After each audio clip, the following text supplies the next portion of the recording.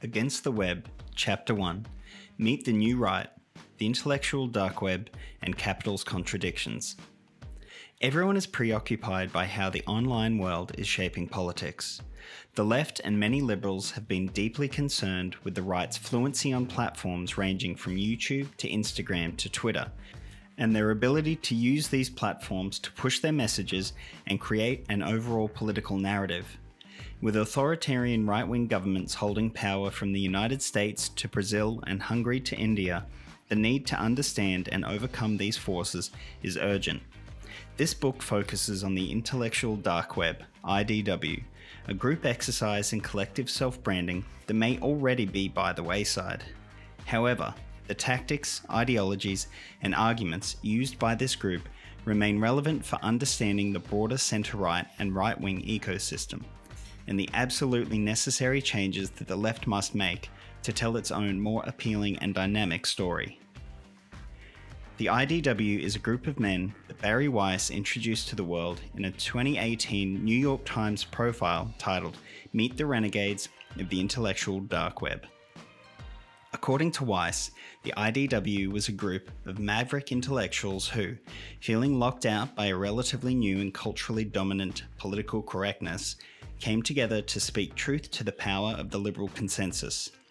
According to Weiss, the group was quickly taken up by a public hungry for free thinking, and it is certainly true that the two most prominent members, Sam Harris and Jordan Peterson, were filling auditoriums with admiring fans. By the end of the year, when Amelia Lester called the online magazine Quillette the voice of the intellectual dark web in Politico, everyone likely to read such an article was well familiar with the IDW. This is how Weiss introduced the IDW in her original piece. Here are some things that you will hear when you sit down to dinner with the vanguard of the intellectual dark web. There are fundamental biological differences between men and women. Free speech is under siege. Identity politics is a toxic ideology that is tearing American society apart. And we're in a dangerous place if these ideas are considered dark. Showing a stunning lack of historical awareness, and by the way, the IDW's stunning lack of historical awareness will be one of the major themes of this book, the subjects of the profile informed Weiss that a decade ago, when Donald Trump was hosting The Apprentice, none of these observations would have been considered taboo. In reality, both the groups claim to be a persecuted minority, and their depiction of the left as censorious and dominant were hardly new accusations. The conservative framing of American politics around a perceived culture war dates back to at least 1951, when National Review founder William F. Buckley, who was in that moment both a segregationist and a vocal white supremacist, released his book God and Man at Yale. Though the culture war specifics might not have been firmly in place in that book, they certainly were by the time conservative philosopher Alan Bloom wrote The Closing of the American Mind in 1987. When the movie PCU, starring a bald Jeremy Piven, came out in 1994, 10 years before the first season of The Apprentice, and a full 24 years before Bari Weiss's piece hit the New York Times, these complaints were shop-worn cliches. So is the IDW just a rebranding of old-style cultural conservatism? Not exactly, although you might be forgiven for thinking so when you notice that Ben Shapiro is an IDW member in good standing. Shapiro is a religious conservative who believes that Palestinian rights can be disregarded because, as he says in one YouTube clip, God gave Israel to the Jewish people. In the video entitled Ben Shapiro, Why Jews Vote Leftist, a young Shapiro expresses amazement and disgust that most American Jews don't share this belief. Like any good fundamentalist, Shapiro is firmly opposed to letting women control their own bodies. He invariably refers to abortion as killing babies. He regularly speaks out against open borders, gun control, socialism, and even redistributive taxation. In 2003, 2 years after a teenage Shapiro began writing a nationally syndicated column, The Conservative Obsession with Teen Prodigies Never Ceases to Amaze, he used it to cheer on the invasion of Iraq. Shapiro could be grouped together with Rush Limbaugh and Sean Hannity as naturally as he is with his IDW comrades-in-arms Sam Harris and Jordan Peterson. It's probably Harris, who genuinely does part ways with the Limbaughs and Hannitys of the world on a number of core issues, who marks the difference between the IDW and the more old-fashioned right. The Stanford and UCLA-educated neuroscientist is a warmonger and an apologist for the status quo in many ways I'll explore as the book goes on, but he has conventionally liberal views on domestic policy issues ranging from abortion to closing the gun show loophole. He supported Hillary Clinton against Donald Trump in the 2016 election. And where Ben Shapiro naively believes that God himself shares his attitudes towards women and Palestinians, Harris is fiercely secular. Long before there was an intellectual dark web, Harris belonged to a group of intellectuals who collectively branded themselves the New Atheists. While many of my major intellectual influences are in fact atheists of the old-school materialist tradition who analysed religion as a cultural force determined by economics and social relations, I was always critical of the obsessive view of atheism as an innately liberating belief system that superseded the material conditions that we all live in and that shape our lives. The New Atheists, and Harris in particular, spent a lot of time obsessing over the problem that people believe bad things even as they ignored the real-world forces that might generate those bad beliefs, and in turn adopted much of the reactionary worldview of their Christian counterparts in the Bush administration, but we'll explore Harris's fixation on bad ideas later in the book. For now, it suffice to say that his prime intellectual contribution to New Atheism was to put a scholarly sheen on the belligerent, hysterical, and ultimately imperial neoconservative foreign policy agenda that defined the American right's worldview in the Bush era. Seen from this perspective, his current chummy collaboration with Shapiro is not as surprising as it might otherwise seem. Still, this move to the IDW milieu certainly represents a step down from the New Atheist scene. Christopher Hitchens was a witty and insightful writer, whose post-9/11 turn to the right was preceded by a long and honourable history on the left. Richard Dawkins is not just a schmuck on Twitter, he's also a real scientist and a gifted populariser of evolutionary biology. Daniel Dennett was writing serious academic philosophy long before he started writing for a popular audience.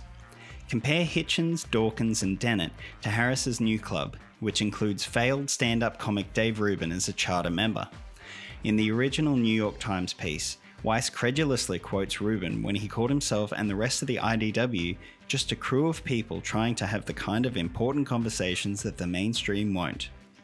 If you watch my show, you are undoubtedly reading that quote in the Rubin voice, which should make the experience much more satisfying. Now, Rubin and I exist in the same media ecosystem, hosting YouTube shows and podcasts.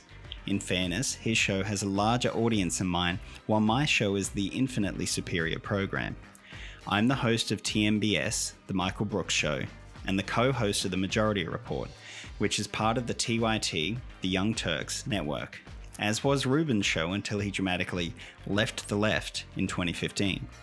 My good friend and frequent collaborator Anna Kasparian knew Rubin during his TYT years.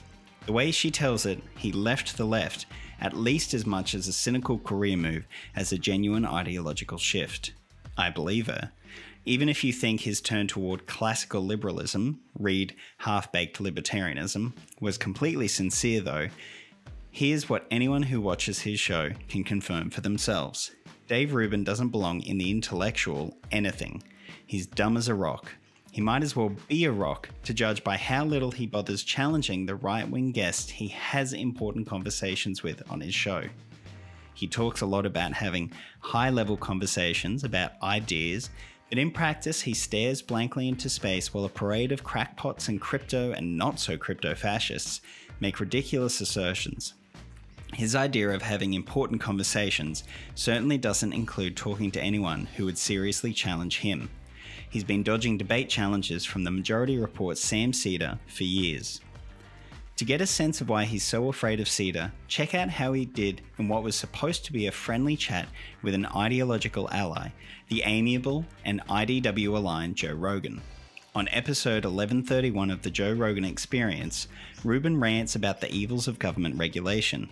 He and Rogan start out by agreeing that bakers shouldn't have to make cakes for gay people's weddings, gliding over the possible civil rights implications for legislation all over the country. Rubin, as usual, gets a lot of mileage out of being a married gay man himself. The two further agree that left-wing objections to inherited wealth are misguided. But when Rogan says that the government doesn't do anything right, Joe Rogan reaches the point where he can't go along with Rubin's increasingly absurd assertions. Reuben: do they do the post office well? No. What do they do well? Rogan: they do the post office pretty good, actually. Reuben: but guess what? If the post office closed tomorrow, it would be alright. You'd still get mail. Amazon would... Rogan dryly: it would suck. Reuben: no, it wouldn't. Amazon would pick... Rogan: you'd have to send things through UPS. It would cost a lot more. Reuben: it wouldn't though. Competition would start kicking in, and between UPX, FedEx, and Amazon, and drones, and blah blah blah. Reuben doesn't even make the obvious points about how much Amazon currently relies on the post office, massively unprofitable for private companies to service depopulated rural areas in a post-USPS world without enormously jacking up prices. All excellent reasons to think that it would indeed suck a great deal. But I have a hard time imagining that anyone watching the exchange or listening to it later could have missed the way that Rogan is bringing up practical realities while Reuben is both literally and figuratively hand-waving it all away. It gets even funnier when Reuben tries to back up his childlike belief in the invisible hand by telling a story about ordering live chickens from UPS. Rogan points out that Reuben's story is actually a USPS success story. UPS doesn't deliver live chickens. Flustered, Reuben concedes that his story was about the USPS, but insists that in a libertarian utopia, UPS would deliver live chickens and that they'd do it even better. He then awkwardly pivots from the postal service to regulation. Reuben: I'm not saying these things have to be eliminated tomorrow.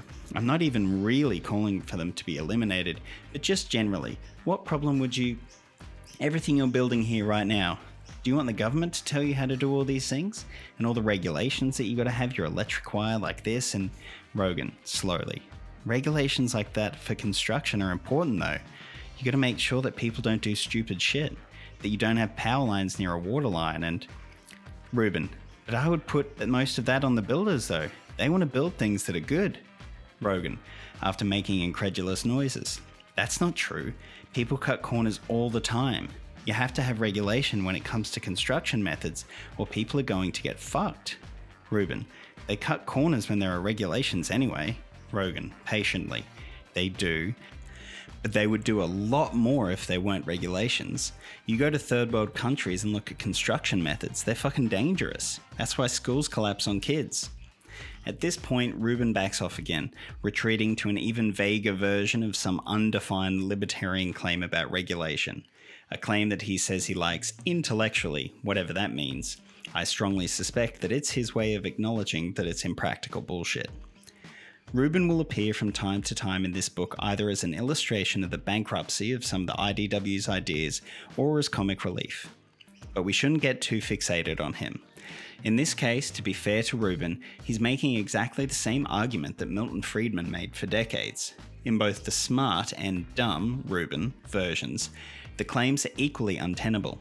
This is also a good illustration of why, if we are going to, as the IDW people obsessively say but seldom do, steelman our opponent's arguments, I'll spend less time focusing on Reuben and his various antics than the comedic part of me, and probably many of you, so desperately wants me to do. But don't worry, there will be some of that.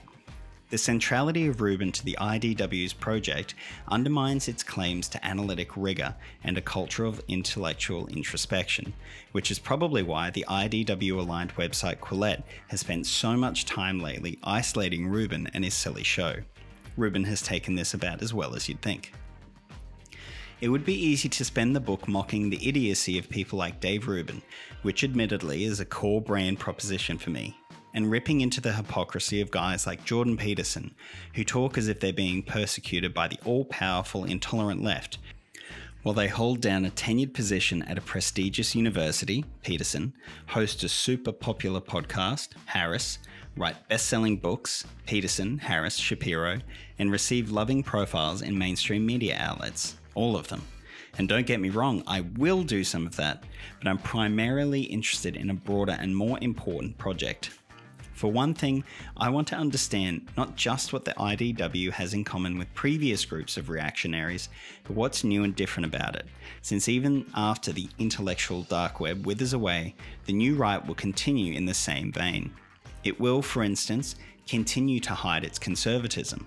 That Harris is an atheist with some socially liberal domestic policy positions, that Rubin is a married gay man, that even Jordan Peterson never quite calls himself a conservative. All of this helps them brand themselves as unclassifiable renegades, even as they share elements of an unmistakable anti-left agenda. They all defend the capitalist economic order domestically and American imperial hegemony globally. They all see themselves as defenders of a poorly understood and frankly historically illiterate construct called the West. They all defend what they imagine to be biology against feminists, and at least some of them, like Sam Harris, who supported the odiously far-right and overly bigoted Charles Murray, defend a similar stance when it comes to race. Crucially, in all of these areas, the IDW promotes narratives that either naturalise or mythologise historically contingent power relations between workers and bosses, between men and women. They are old-school reactionaries. But how is the IDW different than what came before? That's a bit more complicated, a bit more difficult to explain. I think that the primary difference isn't to be found in the IDW itself, but in the larger context, the historical moment that they arose within. To understand the IDW moment, we should look back to April 1917, when Vladimir Lenin returned to Russia from his exile in Switzerland. The train station at which he arrived has long been a symbol of the revolution he went on to lead. But 100 years later, in his contribution to a series of articles the New York Times published to mark the anniversary of that revolution, Jacobin editor Bhaskar Sankara contrasted the political possibility that continues to be represented by St. Petersburg's Finland station with two contemporary metaphorical alternatives. Singapore Station is the unacknowledged destination of the neoliberal centre's train. It's a place where people in all their creeds and colours are respected, so long as they know their place. After all, people are crass and irrational, incapable of governing. Leave running Singapore Station to the experts. Budapest Station, named after the powerful right-wing parties that dominate Hungary today, is the final stop for the populist right. Budapest allows us to at least feel like we're back in charge. We get there by decoupling some of the cars hurtling us forward and slowly reversing. We're all in this together, unless you're an outsider who doesn't have a ticket, and then tough luck. Sankara is no uncritical apologist for everything that happened in the years after Lenin arrived at the Finland station. In his article, he emphasises political pluralism, dissent, and diversity as integral parts of his socialist project. He's dead right, though, that the pressing threats to democracy in today's world come from the decidedly non-Stalinist forms of authoritarianism represented by Singapore and Budapest stations. Like Bhaskar, I believe in Finland Station. I'm also aware that much of the world today does often seem to be pitted between Budapest and Singapore. The 2016 presidential election in the United States, the struggles within Britain's political elites over Brexit, and the corporate media faith in modern centrist leaders like Emmanuel Macron all manifest a struggle between these two options. That said, if we see them as irreconcilably opposed, we'll miss important parts of the larger picture. Go back in the archive and look at Tony Blair's Home Secretary David Blunkett's comments on migrants to see that the themes of today's rightists did not emerge in a magical vacuum. Even if representatives of Budapest sometimes express dissatisfaction with market fundamentalism, the two have more in common than simplistic media narratives reveal. Look no further than the relationship between the woke Justin Trudeau government in Canada and the decidedly unwoke government of Brazil's Jair Bolsonaro. In particular, these two agendas have found ways to not only coexist, but cross-pollinate in emergent forms of right-wing politics, particularly in new and social media. It's with this context in mind that I'll be exploring the IDW. I'll treat them as a case study in the way that reactionaries have begun to repackage their project of defending traditional hierarchies, even as I try to show what a rejuvenated, humane, internationalist and appealing version of the politics of the Finland station might look like. Along the way, I'll show exactly what's wrong with the IDW's arguments. Largely ignoring the always easy to dunk on dummy Dave Rubin and or the bland Weinstein brothers, I'll take aim at the misleading narratives of Shapiro, Harris and Peterson. Where they naturalise or mythologise social problems, I'm going to historicise them. I'll critique the inadequate ways that the left has responded to the IDW's challenge and the broader evolution of right-wing ideology that its members represent. Though I firmly reject false equivalencies between well-intentioned but misguided leftists and actively malevolent reactionaries, I don't ignore the way that counterproductive strategies and inadequate analysis have played into the enemy's hands. Finally, I'll sketch out a left-wing vision that might help us meet the challenges presented by the new right by providing those who currently listen to Harris, Peterson and Shapiro with a better way of understanding the world. Saying that culture war skirmishes have the effect of distracting us from the economic forces that lie at the root of our problems is true enough, but it's also not enough. The mistakes, excesses and wrongs of the performatively ultra-woke can't be combated with economic analysis alone. Culture matters. In Marxist terminology, the ideological and cultural superstructure rests on a material base, but that doesn't mean that the latter issues don't have a life and an impact of their own, or that we're going to win power by telling people to simply ignore the cultural issues that profoundly impact their lives. What we need to transcend the stale dichotomies of the past is a cosmopolitan vision of global socialist humanism.